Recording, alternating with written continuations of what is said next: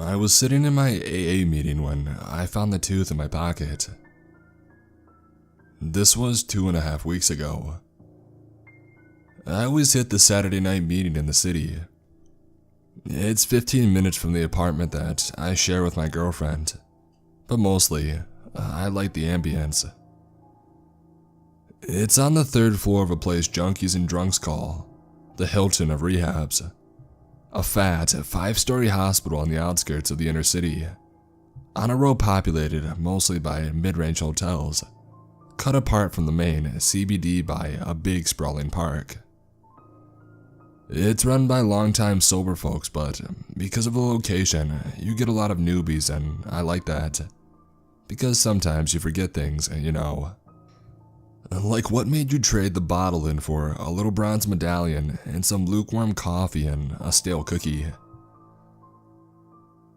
An older lady was near tears, halfway through her share when it occurred to me to check on how many cigarettes that I had left. I was thinking already about the gas station on the corner by my apartment, and how I shouldn't be smoking at all and I need to quit. And I reached into my pocket to look at my pack of Parliaments, and I felt it. A little lump, smooth and hard yet with an almost odd rubbery texture to it, like a pebble left underwater for a long time.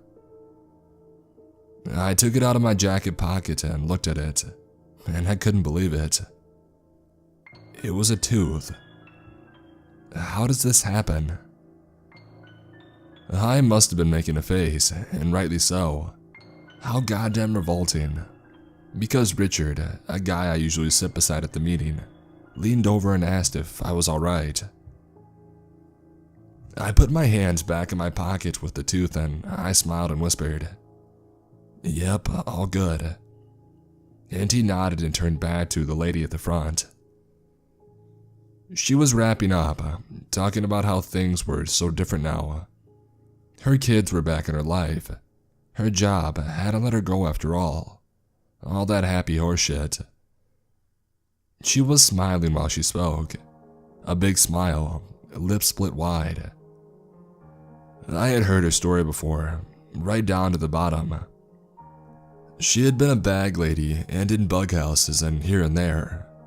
And now she was in a nice sweater and skinny jeans, nice shoes. But her teeth betrayed her. They were yellow and black and gapped. They were drunk's teeth. Half an hour later, I begged off from getting a cup of coffee with Richard and I booked it to my car. A relic from my drinking days. A beat-up Ford truck with a taped-on rearview mirror and a broken right-side window lever. Bumps and gouges and scratches all over it from driving drunk all over the place. I just couldn't get rid of it. I don't know why. I lit a cigarette in the cab and I took the tooth out again and looked at it and wondered why I hadn't said anything to Richard. Why I was already thinking about keeping it for my girlfriend. It was a weird occurrence, for sure. Conversation worthy at least. "Hey Jim, what's that in your hand?" "Oh, this, Richard? It's a freaking tooth I found in my pocket. What's up with that?" Laugh and conversation. Maybe he could have helped me figure out how it had gotten there in the first place. It wasn't a particularly interesting tooth anyway. It was white with a slight yellow hue to it. Like whoever's mouth it had been in had been healthy enough, but maybe not the type for whitening treatment or bleaching or whatever. I couldn't tell which tooth it was, like where it came from in the mouth, because I'm no dentist. Nor did I know any offhand. But my girlfriend was a nursing student, and maybe she did. I always liked mysteries, odd things that can't be explained. When I was drinking, and this routine rarely wavered in all the years I spent staring at the bottoms of bottles and tumblers, I would start the night off reading some novel or other, but by the time I was in my cups pretty well, it always ended in the same place. Detective stories, unresolved things, Ripley's Believe It or Not. I figured I would ask my girlfriend when I got home if she knew somebody from school that could help with a tooth problem that I had. With her studying and me in an entry-level industrial job, we didn't really have dentist money or insurance.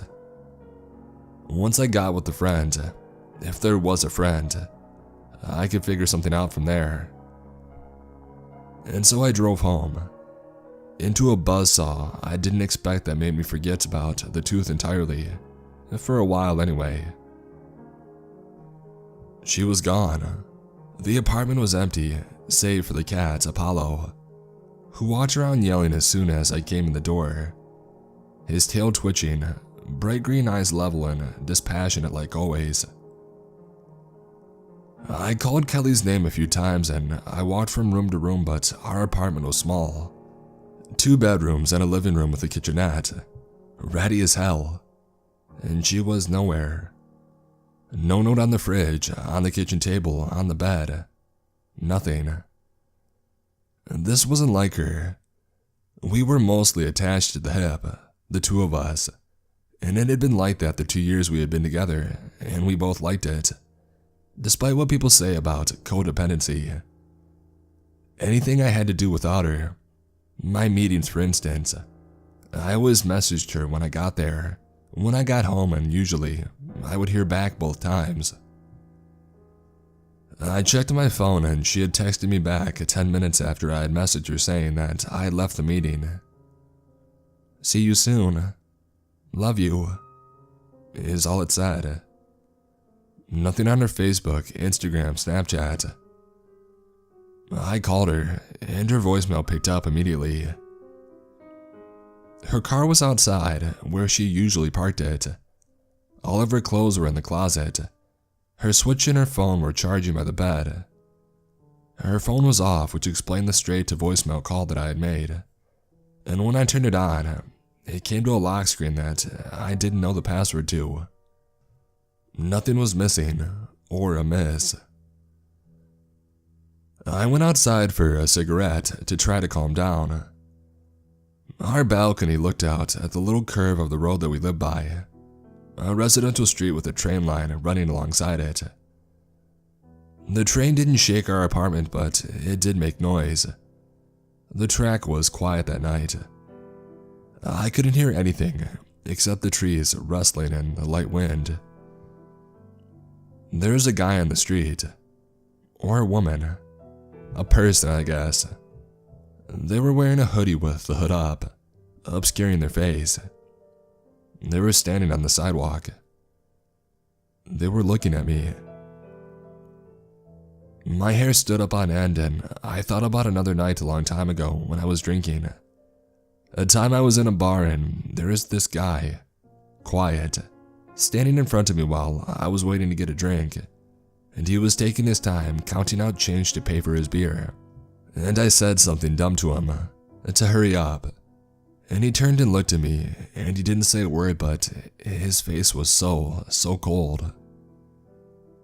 And this lone figure in the street gave me the same feeling that that guy in the bar had, that I was in somebody's crosshairs. Stupid, I know. Irrational. Leftover paranoia from a lifetime of substance abuse. I blinked and held a hand to face, smoke curling around my eyes. And when I took my hand away and looked again, this person was still there. I just stared and slowly they turned and walked. No, sauntered past my vision, up the street somewhere. It wasn't much later, I called the police. The cops didn't do much. Do they ever? I felt stupid at first for calling them to begin with. She wasn't even gone for 24 hours, and they got me to ring up Kelly's parents and a friend of hers and some of my friends. Nobody knew anything. Kelly's mom freaked out for good reason.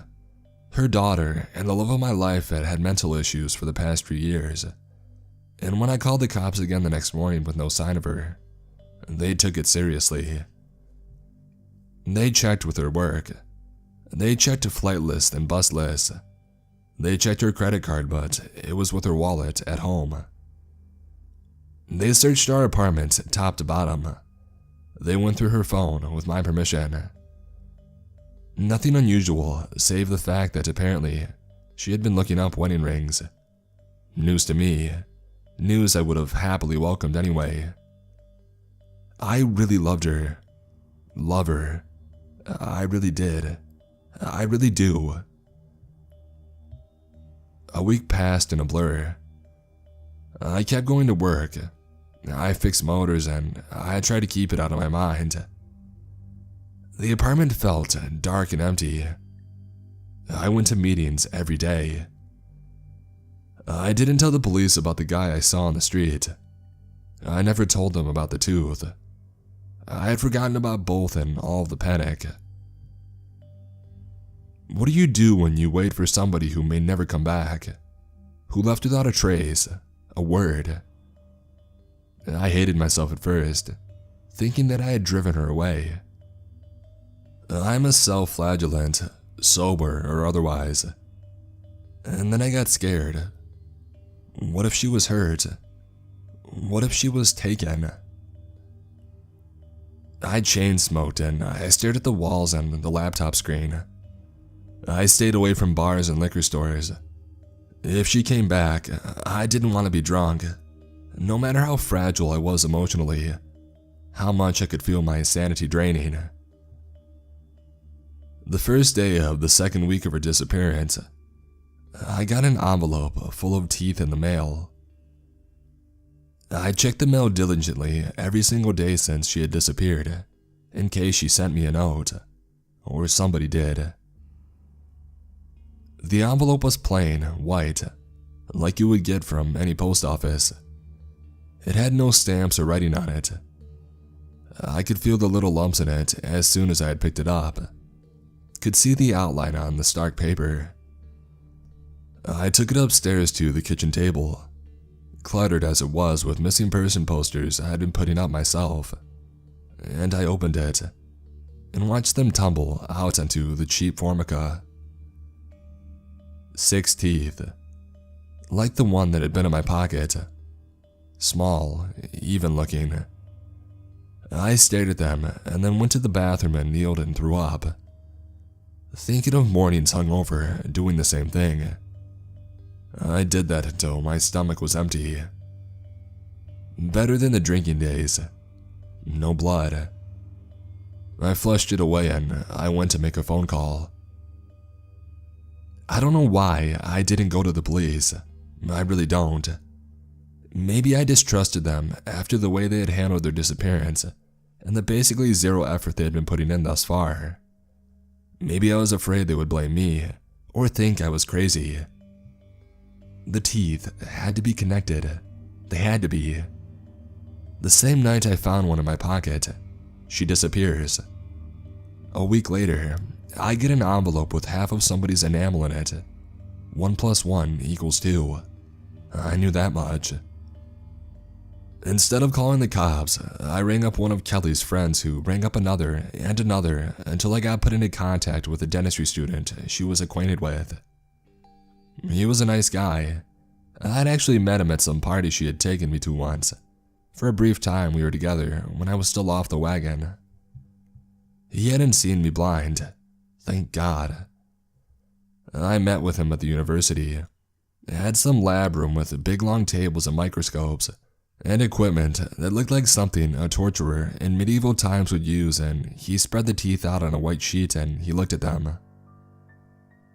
"You say you found these in your backyard?" "Yeah," I said and realized that I was sweating. I wiped my brow, wishing we could be doing this at Charlie's or the Thorn Bush or the Night Call, or any of the bars that I used to call my second home. Or that I could at least smoke in this freaking building. In the backyard. I was just curious as to what they were. If they were like human or whatever, you know. Right. I wondered if he knew about Kelly and I dismissed the thought. The cops had been keeping it quiet. It wasn't plastered all over the news or anything, and he would have asked me about it in connection to this weird request if he had known. But then again, why did I care? Why did I feel so odd and suspicious? Well, he went on, these are definitely human teeth. Jesus Christ. Don't worry, it's odd, but they don't look damaged or anything. Like, I wouldn't say they came out of somebody's mouth as a result of trauma. He picked one up with a pair of very thin tongs. No abrasions, but no pulp or anything either. It's like they were grown in a lab or something. They're pretty pristine, if a little yellowed, but that's only natural if they were outside. I would say they came out of a mouth naturally. It might be somebody's kid's teeth. You know how some parents hold onto them after they do business with the tooth fairy. What? What did I say? I stared at him. Something was rising in me and I swallowed against it. You say these are kids' teeth? He nodded. Yes, he said. Definitely baby teeth. There wasn't much more that he could tell me. I thanked him and I took my teeth with me, and in the parking lot, I threw up as discreetly as I could beside my car. When I looked up, over the hood, at the edge of the parking lot beside the busy freeway the university stood beside, I could see that figure again. Dark loose pants, a hoodie, the hood up. They stood against the falling sun and were in a shadow. They were still. They were staring at me. Noise filled my head, like a million animals screaming at once. Cats, dogs, birds, a menagerie. And I clasped my hands to the side of my head and I screamed myself, trying to blot it out, my eyes closed, heart hammering. I heard running footsteps and my eyes clenched shut tighter, and I kept thinking, as long as I don't see it coming, maybe it won't hurt as much. The footsteps got louder and louder in tune with the screams, and then it all stopped. I opened my eyes. There was nothing, no one, except a few students staring at me beside their car. I got into mine without looking at them again, started the car and drove out of there. My knuckles were bone white, tight against the steering wheel. I went to a meeting that night. All familiar faces, no strangers, no hooded figures making noise in my head. I tried to make sense of what had happened to me, but how could I? It did occur to me that I might be in the middle of some sort of nervous breakdown. I had certainly exhibited behavior like this when I was drinking. Delusional, paranoid, upset. But never hallucinations, even in all my blackouts and bar fights. I had imagined insults, but only out of words truly spoken, and twisted by my diseased brain. When I got home that night, I resolved to call the psychiatrist in the morning. I texted my boss, told him that I wasn't coming in the next day. He had a vague idea something was happening with me and didn't press it, for which I was internally grateful. And then I took a bath and I smoked a cigarette, and made myself listen to reason. Stay sober, stay alert. Don't pay attention to this nonsense. Your brain is trying to hurt you. See a doctor, see what they say, go from there. Easy. And then I saw her in the bathroom doorway. Kelly. She looked like she always had, but different. She stood like she always stood, but off somehow. Not like a funhouse mirror, like a cardboard cutout. She was inert and smiling and unnaturally still. Her hands were clasped in front of her, and she was otherworldly in the half-dark from the bathroom light and the living room's blackness. She was grinning, but her eyes weren't. She was wearing clothes, but they hung on her like on a mannequin. Her skin was olive dark. In reality, she had been so pale. I dropped my cigarette in the tub and it sizzled and floated away. I stared, open-mouthed.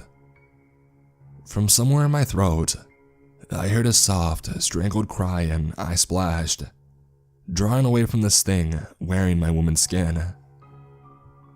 It opened its mouth, like an animatronic, slow, as though operated by hinges. Teeth spilled out and clattered on the tiled bathroom floor. Baby teeth. I screamed and screamed and I closed my eyes. I've never felt a fear like that in my life. It was like being shocked from low voltage, sustained over an eternity. Everything in me seized up, and then frozen, all I could do was scream. When my eyes opened again, she was gone, and so were the teeth. I splashed out of the tub and I ran to my room, our room, and put something on myself and went out to go sit on the stairs. Anything to get out of there. I sat out there for a long time, breathing, trying not to throw up, waiting for my hands to stop shaking and my mind to clear. When I finally got the nerve to go back inside, to go back to that bathroom, the water was drained from the tub and there was a carving on the door, near where that thing that looked like Kelly had been. It was black, like it was scorched into the wood, but smooth to the touch. I had a depiction of a rudimentary set of scales, like a symbol and under it one word, or a string of letters. They were both immaculate, like the door had always been that way, and I'd never seen either before in my life. A smell hung in the air too, something I couldn't put my finger on. Some sort of car smell or an outdoor smell, pungent but not entirely unpleasant. I ran my fingers along the symbol and the letters on my bathroom door again, and then took a photo of them with my phone, partly as a record, partly to check another source to see if they were indeed real. Because it was at this point that I had to come to realize that I must be really losing my mind, right? That I must be going insane. My brain must have finally pickled from 10 years of hardcore drinking and drugs, and this was the end of it all. For all I know, maybe I had killed Kelly. Maybe she was riding shotgun in my truck, slowly rotting all this time while I ran around the city enacting some grand drama to mentally distance myself from her murder. But this felt real. It felt real and true, and my fear felt real and true. The scorched carving on my door felt real, which in a way was even more terrifying. A shrink couldn't save me from whatever this was. This has gone on a little long maybe, but I want you to understand. There has to be some kind of record of this, because if I kill myself or if I die, or God knows, someone has to know I didn't do anything, that this happened to me. You can understand why I haven't gone to the police. They would put me in a bug house, write me off as some crazy drunk, or worse, blame me for her disappearing. A partner with a few drunk and disorderly arrests, a few DUIs, a history of alcoholism. It's the perfect suspect in a disappearance, right? I've canceled the shrink appointment. Today, this afternoon, I'm going to see a friend of mine, a teacher. He teaches history and may know what that symbol is all about. Or what the hell Nahuatl is. You see, I googled those letters, that word. It's some language, Nahuatl, ancient Mexican, Aztec, something like that. I can't make sense of it. According to Google, it means, he will destroy us.